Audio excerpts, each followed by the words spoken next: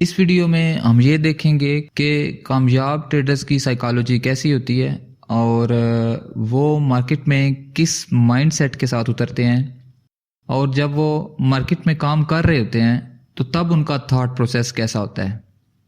उसमें सबसे पहली चीज़ जो मैं मेंशन करना चाहूँगा वो इमोशनल डिसिप्लिन है। कामयाब ट्रेडर के जो इमोशंस हैं वो बड़े अच्छे तरीके से वो मैनेज करते हैं। वो अपने इमोशंस और एक्शंस में डिसिप्लिन्ड होते हैं। डिसिप्लिन इसलिए ज़रूरी है क्योंकि मार्केट्स हाईली वोलेटाइल हैं और ट्रेड करते हुए मार्केट आपके डिसीजंस को इम्पैक्ट कर सकती है, जिसकी वजह से ट्रेडर्स जो हैं वो इम्पल्सिव डिसीजंस लेते हैं। इम्पल्सिव डिसीजन से मुराद ये है कि वो डिसीजंस उनके लॉजिकल नहीं होते, वो उनकी फियर और ग्रीड की वजह से मुतासर होते हैं। यानी वो डिपेंड करना शुरू कर देते हैं अपने इमोशंस पे बजाय कि वो लॉजिक पे डिपेंड करें। तो इस वजह से मार्केट में इमोशनल डिसिप्लिन जो है वो बहुत ज़रूरी है। एक तो डिसिप्लिन वो है कि आप अपने रूल्स को डिसिप्लिन के साथ फॉलो कर रहे हैं। दूसरा एक इमोशनल इंटेलिजेंस जिस तरह से होती है कि इमोशनल डिसिप्लिन होता है, उसको भी उसी तरह से फॉलो करना पड़ता है। और कामयाब ट्रेडर्स जो हैं उनका इमोशनल डिसिप्लिन जो है वो एक हाई डिग्री पे होता है। इसको आप इस तरह से समझें कि फ़र्ज़ करें मार्केट आपको बाई साइड पे मोमेंटम दिखाती है और आपको ट्रेड मिस होने का एक फियर आपके जहन में उभरता है, जिसको फोमो भी कहते हैं, फियर ऑफ मिसिंग आउट। तो आपको ये लगता है कि ट्रेड कहीं मिस ना हो जाए, आप जल्दबाजी में एंटर करते हैं। यानी इस दौरान आप अपने इमोशंस को मैनेज नहीं कर पाते।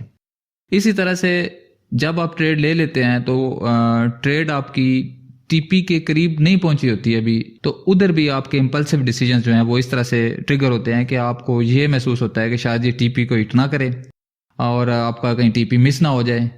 तो उधर से फिर आप गलत फैसला ये कर लेते हैं कि आप जल्दी उसको प्री मैच्योर ट्रेड को आप क्लोज कर देते हैं। तो एक अच्छा प्रॉफिट जो आप बना सकते थे वो आप नहीं बनाते।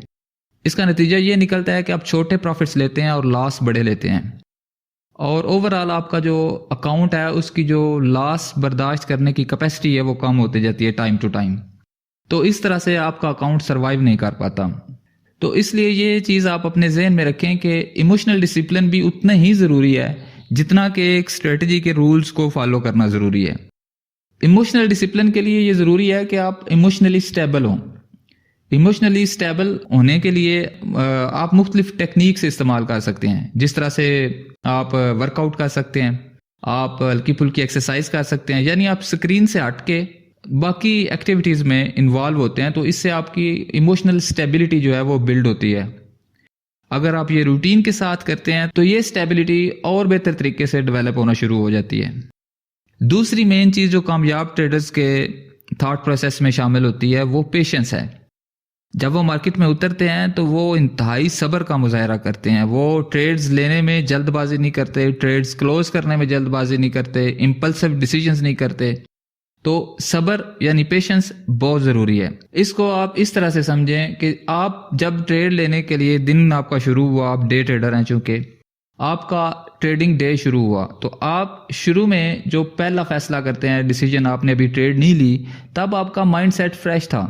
तब आपने पूरा चार्ट को एनालाइज किया, आपने सारे रूल्स देखे, तो आपने जो पहली ट्रेड ली वो एक लॉजिकल बेस्ड ट्रेड होती है अक्सर। तो उस पर आप जब टिक जाते हैं तो वो समझ लें कि अच्छी ट्रेड थी। लेकिन अगर वो फ़र्ज़ करें वो ट्रेड आपके अगेंस्ट आना शुरू हो गई, तो आप उस दौरान जो आप फैसले करते हैं, जब आप चूंकि जल्दबाजी में वो सारे फैसले कर रहे हैं, वो इम्पल्सिव डिसीजंस हैं, तो वो ज़रूर गलत होंगे। तो जब भी आपको ऐसा लगे कि ट्रेड आपके अगेंस्ट आ रही है, तो आप ये ज़हन में रखें कि जब आप हाज़िर दिमाग थे, यानी कि तब जब आपने अभी ट्रेड नहीं ली थी, वो फैसला इस फैसले से ज़्यादा बेहतर है जो अभी आपको जल्दी में करना पड़ रहा है। तो ये इम्पल्सिव डिसीजन है। तो इस तरह के फैसलों से आपने बचना है। इसकी लॉजिकल वजह मौजूद है कि जब आप सुकून में थे तब जो आपने फैसला किया वो ज़्यादा अच्छा था बनिस्बत के ये कि जब आपकी ट्रेड चल रही है और आपके अगेंस्ट आ रही है और आप जल्दबाजी में फैसले कर रहे हैं। तीसरी मेन चीज़ ये है कि जो कामयाब ट्रेडर हैं उनका रिस्क टॉलरेंस बड़ा कैलकुलेटेड होता है। वो इस तरह से कि वो अपनी स्ट्रेटजी और उसका बैक टेस्ट करके उसका पूरा आउटकम देख के एक प्रॉपर रिस्क मैनेजमेंट फ्रेमवर्क उसके लिए बनाते हैं। जिस तरह से मैं पहले वीडियोस में बता चुका हूं कि हर स्ट्रेटजी के लिए रिस्क मैनेजमेंट अलग तरीके से होती है। तो इसी चैनल पे रिस्क मैनेजमेंट पे बाकायदा एक डिटेल्ड वीडियो पड़ी हुई है। आप वो ज़रूर देखें और अपना रिस्क मैनेजमेंट प्लान जो है वो प्रॉपर उन रूल्स के तहत बनाएं ताकि एक सिस्टमेटिक तरीके से आप प्रॉपरली आगे बढ़ सकें। दूसरी वीडियो इसी चैनल पे बैक टेस्टिंग के हवाले से पड़ी हुई है, तो आप उसको ज़रूर देखें कि बैक टेस्टिंग करते हुए आपने किस तरह से अपने सिस्टम को डेवलप करना है और कौन कौन से उसके की मैट्रिक्स हैं जो आपने देखने हैं। तो ये दोनों वीडियो मैं रिकमेंड करता हूं कि आप इस चैनल पे ज़रूर देखें। तो हम रिस्क टॉलरेंस की बात कर रहे थे, तो रिस्क टॉलरेंस में जो ट्रेडर्स हैं, प्रोफेशनल ट्रेडर्स हैं, वो अपने रिस्क को इंतहाई कैलकुलेटेड तरीके से बढ़ाते या घटाते भी हैं। मिसाल के तौर पे जिस तरह से जब आप बैक टेस्ट करते हैं अपनी स्ट्रेटजी, तो उसमें स्ट्रेटजी का जो लूजिंग साइकिल आता है एक, जब उसकी सीजनैलिटी शिफ्ट होती है, तो तब वो अपने रिस्क को बड़े प्रॉपर तरीके से थोड़ा कम कर लेते हैं ताकि एक लूजिंग पीरियड को वो कम नुकसान के साथ गुजारें। तो जब उनका वो दोबारा एज मार्केट में बहाल होता है, सीजनैलिटी दोबारा चेंज होती है, वो आहिस्ता आहिस्ता इस तरह से अपने रिस्क को अप करते जाते हैं और एक सर्टेन लेवल जो कि उनके रिस्क मैनेजमेंट के रूल्स में डिफाइन किया गया होता है, तो वो उसके साथ स्टिक रहते हैं। चौथी चीज जो कि कामयाब ट्रेडर्स के थॉट प्रोसेस का हिस्सा है, वो ये है कि उनको पता है कि मार्केट जो है उसमें सीजनैलिटी उसकी शिफ्ट होती रहती है, तो अडॉप्टेबिलिटी वाला माइंडसेट होता है उनका, यानी वो माइंडसेट को फ्लेक्सिबल रखते हैं ताकि स्ट्रेटजीज के रूल्स तो फिक्स होते हैं, लेकिन इसके बावजूद मार्केट को देखने का जो नजरिया उनका वो फ्लेक्सिबल होता है, उसमें वो मार्केट की कंडीशंस को अडॉप्ट करने की कैपेसिटी रखते हैं। तो वो किस तरह से होता है, उसके लिए आप जब एक लंबा अरसा चार्ट को देखते हैं, चार्ट को एक टाइम देते हैं, तो उसमें आपको वो सारी कंडीशंस मार्केट की नजर आती हैं मुख्तलिफ तरीके से, तो फिर वो आपके ज़हन का एक हिस्सा बन जाती हैं। चूंकि कामयाब ट्रेडर का जो थॉट प्रोसेस है लाइव मार्केट को लेके वो फ्लेक्सिबल होता है, तो इसलिए उनके ज़हन में ये ऑलरेडी चीज़ मौजूद होती है। उनको पता होता है कि मार्केट में सीजनैलिटी शिफ्ट होती रहती है, तो इस चीज़ के काफ़ी इम्कान है कि हमारी स्ट्रेटजी एक लूजिंग स्ट्रीक दिखा सकती है। तो उस दौरान भी वो इम्पल्सिव डिसीजंस नहीं लेते और अपने इमोशंस को और अपनी इमोशनल इंटेलिजेंस को और बाकी वो स्ट्रेटजी के रूल्स को मैनेज करके चलते हैं। पांचवी मेन चीज़ जो कि कामयाब ट्रेडर के माइंडसेट में होती है, वो ये है कि उनका खुद पे काफ़ी कंट्रोल होता है। इन बातों को आप अगर गौर से देखें तो ये सारी एक ही लेवल पे तकरीबन कनेक्ट हो रही हैं, थोड़े से एंगल उनके अलग अलग हैं। ये साइकोलॉजी और इमोशंस के साथ ज़्यादा कनेक्शन है इन चीज़ों के। तो सेल्फ कंट्रोल भी उसी तरह की एक चीज़ है कि वो ओवर ट्रेडिंग नहीं करते। सेल्फ कंट्रोल में मेन चीज़ इस तरह से आती है कि ये आपको ओवर ट्रेडिंग से रोकती है। मिसाल के तौर पर फ़र्ज़ करें अभी ताज़ा ताज़ा आपकी एक ट्रेड गलत हुई है, तो आपके जो इमोशंस है वो डिस्टर्ब हैं, वो स्टेबल नहीं रहे। आपके जो नेक्स्ट डिसीजंस होंगे वो इमोशनल होंगे, वो लॉजिकल नहीं होंगे, जिसकी वजह से आपकी नेक्स्ट ट्रेड गलत होने के भी चांसेस ज़्यादा हैं। कि इसी तरह से फ़र्ज़ करें आपकी 2-3 ट्रेड्स अगर ठीक हो गई हैं, तो फिर आप ये समझना शुरू कर लेते हैं जिस तरह से मार्केट की सारी समझ आपको आ चुकी है और आपकी बस आप वो सारी ट्रेड्स ठीक होंगी और उधर आप रिस्क बढ़ा लेते हैं फिर, और वो एक ट्रेड गलत होती है और आपकी पिछली 5 ट्रेडों का वो बना हुआ प्रॉफिट वो अकेली खा जाती है। तो इस तरह से एक सेल्फ कंट्रोल जो है वो भी कामयाब ट्रेडर्स की एक मेन खूबी होती है। छठा पॉइंट ये है कि कामयाब ट्रेडर्स ट्रेडिंग को एज ए बिजनेस लेते हैं, यानी वो अपना माइंडसेट ट्रेडिंग को लेके एज ए बिजनेस डेवलप करते हैं। वो लॉसेस को लेकर भी फ्लेक्सिबल होते हैं, यानी वो ये समझते हैं कि जब हम बिजनेस करते हैं तो उसमें प्रॉफिट या लॉस दोनों हो सकते हैं। तो वो अपने माइंडसेट को फिक्स नहीं करते कि बस ये ट्रेड विन ही होगी हर सूरत में। वो फ्लेक्सिबल रहते हैं और ट्रेडिंग के लॉसेस को बिजनेस के लॉसेस की तरह लेते हैं। जिस तरह से फर्ज करें आपकी कोई शॉप है तो उसका एक्सपेंस भी होगा, जिस तरह से रेंट होता है और बाकी बिजनेस के एक्सपेंसेस होते हैं, तो वो इस तरह से देखते हैं और लॉसेस को खुद पे हावी नहीं होने देते। 7वां पॉइंट, कामयाब ट्रेडर्स इंतहाई फोकस्ड होते हैं। जिस तरह से मैं पहले जिक्र कर चुका हूं कि इमोशनल इंटेलिजेंस और इमोशनल डिसिप्लिन जो है वो ज़रूरी है। तो जब आप में इमोशनल डिसिप्लिन आ जाता है तो आप फोकस होके काम कर पाते हैं, आपको फोमो नहीं होती, फियर ऑफ मिसिंग आउट नहीं होता, तो यानी आपको ये डर नहीं होता कि आपकी कोई ट्रेड मिस हो जाएगी। पॉइंट ये है कि आपको फोकस्ड रहना है। तो फोकस आप किस तरह से बिल्ड कर सकते हैं, तो सबसे पहले तो आप जब ट्रेड के लिए बैठें तो उससे कम से कम 15 मिनट पहले चार्ट्स को एनालाइज करें, ताकि आपके माइंडसेट में एक स्टोरी जो प्राइस एक्शन की बनी हुई है वो आपके जहन में बैठ जाए और आप मल्टीपल चीज़ों को देख सकें। क्योंकि अब तब जब आप ट्रेड नहीं कर रहे होंगे तो तब आपका जो माइंडसेट होगा वो अलग होगा, और जब आपकी ट्रेड प्ले हो जाएगी तो तब आपका माइंडसेट अलग होगा।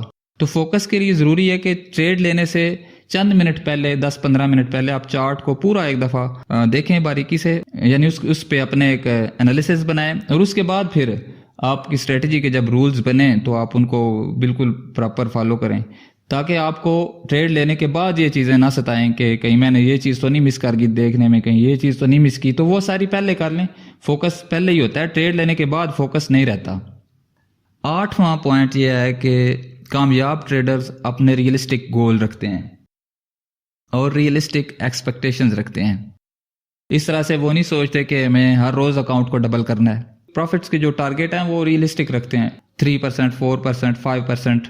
ये बहुत अच्छा प्रॉफिट है। अगर आप हर महीने अकाउंट डबल करने का बैठ जाएं या हर ट्रेड पे आप ये सोचें कि फुल मार्जिन आपने प्ले करना है, तो ये जुआबाजी है, ये ट्रेडिंग नहीं है, ये बिजनेस नहीं है। तो रियलिस्टिक गोल सेट करें, और गोल किस तरह से सेट करेंगे वो भी आपकी स्ट्रेटजी आपको बताएगी कि आपको महीने में कितनी ट्रेड्स मिलती हैं उस स्ट्रेटजी पे, और उसका ओवरऑल विन रेट कितना है, उसका रिस्क टू रिवार्ड रेशो कितना है। तो उधर से आपको पता चलेगा कि आपका टारगेट क्या होना चाहिए मंथली। क्योंकि अगर आपकी स्ट्रेटजी ट्रेड ही एक देती है पूरे महीने में, तो फिर तो टारगेट वो नहीं ना बनेंगे बड़े। तो इसलिए मैं बैक टेस्टिंग वाली वीडियो फिर रिकमेंड करूंगा आपको कि इसी चैनल पे बैक टेस्टिंग की एक प्रॉपर वीडियो पड़ी हुई है, वो ज़रूर देखें, और साथ में रिस्क मैनेजमेंट वाली वीडियो भी इसी चैनल पे पड़ी हुई है, वो भी ज़रूर देखें, ताकि आपकी टारगेट्स जो हैं वो रियलिस्टिक हों और एक प्रॉपर अप्रोच के साथ आप मार्केट में उतरें। 9वां पॉइंट यह है कि कामयाब ट्रेडर्स मुसलसल लर्नर होते हैं, यानी वो कंटिन्यूस लर्नर होते हैं। वो ये नहीं समझ लेते कि मार्केट का सभी पता चल गया उन्हें। चंद ट्रेड्स ठीक होने के बाद वो अपनी साइकोलॉजी को इस तरह से नहीं बढ़ा लेते कि बस हमें सब पता चल गया। वो मुसलसल लर्निंग वाले होते हैं, यानी वो मार्केट को मुसलसल सीखते रहते हैं। अपनी स्ट्रेटजी का वो बाकायदा जर्नलिंग करते हैं, और उसके बाद फिर नोट करते हैं हर ट्रेड लेने के बाद कि अगर वो ट्रेड कामयाब थी तो क्या सिनेरियो था, कामयाब ट्रेड्स की क्या ट्रेड्स हैं और नाकाम ट्रेड्स की क्या ट्रेड्स हैं। यानी वो अलग अलग लिखते हैं ताकि वो फ्यूचर में अपनी ट्रेड्स को फाइन ट्यून कर सकें। तो इस तरह से जब देखने के साथ आप लिखते भी हैं तो फिर उसकी जो लर्निंग का प्रोसेस है वो तेज हो जाता है। तो इस तरह से अपनी ट्रेड्स का बाकायदा जर्नलिंग करें, उनको नोट डाउन करें स्क्रीनशॉट्स के साथ। 10वां पॉइंट यह है कि कामयाब ट्रेडर्स में कॉन्फिडेंस होता है विदाउट ओवर कॉन्फिडेंस, यानी कि वो ओवर कॉन्फिडेंट हुए बगैर अपने कॉन्फिडेंस को मेंटेन करते हैं। कॉन्फिडेंस और ओवर कॉन्फिडेंस में बहुत फर्क है। ओवर कॉन्फिडेंस ये हो जाता है कि आपकी 4 ट्रेड्स ठीक हुई और आपको लगा कि मैं मार्केट का बस अब बादशाह हो गया हूं। तो कॉन्फिडेंस ये होता है कि ठीक है मैं कर पाता हूं, मैं कर पाऊंगा या मैं कर लूंगा, लेकिन ये नहीं कि मैं सारा कुछ ही समझ गया हूं। जब इंसान ओवर कॉन्फिडेंट होता है तो उसकी लर्निंग का जो प्रोसेस है वो खत्म हो जाता है। इंसान नई चीजें सीखना छोड़ देता है क्योंकि वो मान लेता है कि मैं कामयाब हो चुका हूं, मैं सबसे अच्छा हूं। तो इस तरह की जब माइंडसेट डेवलप होता है तो फिर बंदा सीखना छोड़ देता है। तो ओवर कॉन्फिडेंट नहीं होना, कॉन्फिडेंस मेन चीज है, वो होना चाहिए। और कॉन्फिडेंस मैं बार बार बता चुका हूं कि आपकी स्ट्रेटजी को बैक टेस्ट करने से आता है। इसके अलावा एक और चीज मैं रिकमेंड आपको करूंगा कि आप सिर्फ हाई प्रोबेबिलिटी ट्रेड सेटअप पे फोकस करें। आप हाई प्रोबेबिलिटी ट्रेड्स आप कैसे ले सकते हैं, इसके लिए आप ये डीप लिक्विडिटी वाली वीडियो देखें।